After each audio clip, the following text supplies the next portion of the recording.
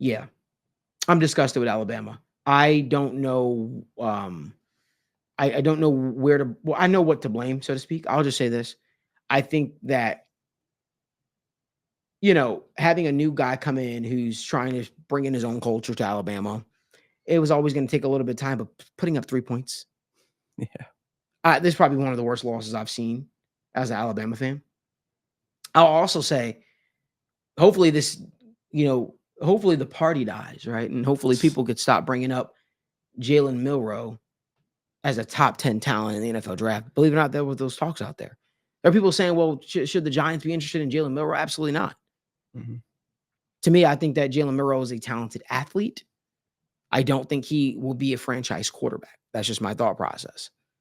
He relies a lot on his athleticism. He does have a huge arm, but what good is it if you're not always willing to let the arm go? You know what I Yeah. mean? To me, if you're drafting a quarterback that's going to be game changing for you, you obviously want them in the right frame of mind. You obviously want them to understand how to read defenses and be on the ins and outs, understand the ins and outs of the game. I think that there's a lot with Jalen Milroe's game that I think leaves to be desired. I think that guy is much closer to a third round pick. If you ask Mm. me, that's just my thought process. Who knows? Maybe he'll shock me. Maybe he'll be like a Jalen Hurts, and he'll go in the Mhm. second round of a draft. And he'll go to an ideal team that drafts him, and he does great. Maybe I could be wrong, and I'll eat crow if that's wrong. But to me, I've just never been a believer in Jalen Milroe. It always felt like, yeah, I'll leave those comments to myself. But I think that the Alabama Crimson Tide program is in a weird spot. Alabama is no longer revered as that one team that people were scared to face. Mhm. It seems like teams see Alabama as beatable. They see them as mortal. I'll just be honest with you. And I think that there's yeah, Bama just, yeah, I think that's the best way to put it, West Day. Bama, we just don't look like Bama. Bama does Yep. not look like Bama right now.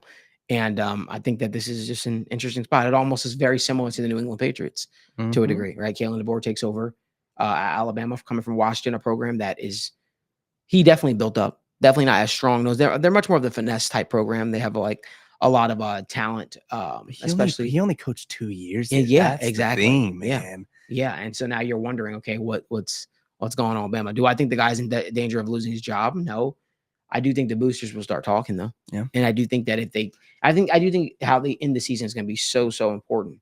Um, that could be important. What are your thoughts, Daniel? Yeah, I think that hindsight is obviously 2020. I'm not saying that this dude is not going to be a successful coach for Bama, but if you are replacing the greatest coach of all time, you need to be sure. And I look at a guy like Kalen who had success, but he had 4 years of coaching experience before Mm-hmm. going to Alabama.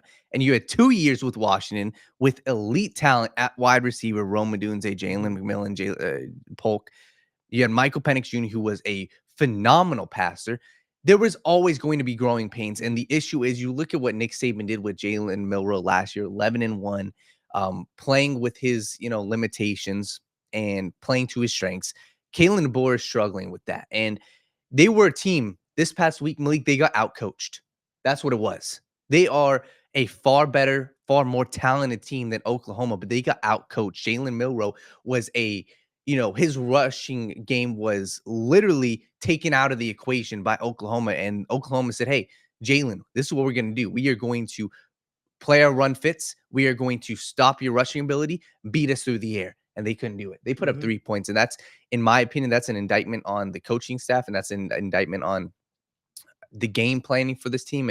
And obviously there were some calls here and there. Ryan Williams had that touchdown that could have been called for a touchdown, but still you would have lost 24-10 there. So I'm still going to give him leeway, but it's very clear the culture. It's very clear that they are not Alabama, and Mm-hmm. something's got to change. And we can blame the players all we want. There's a clear difference last year versus this year. They won close games last year. They're not doing that this year.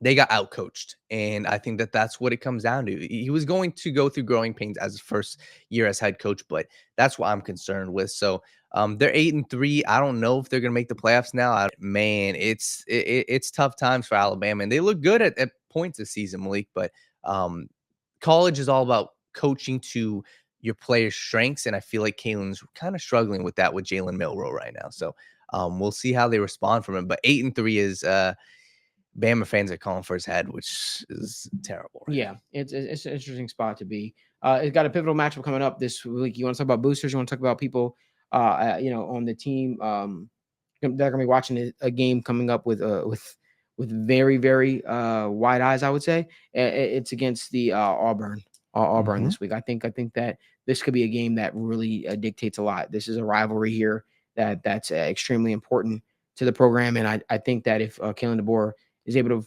rattle off victory, I think there will be there'll be a vote of confidence, moving into the future. Mhm. But if he's not able to rattle off victory here, I think things could get interesting in Alabama. Mm.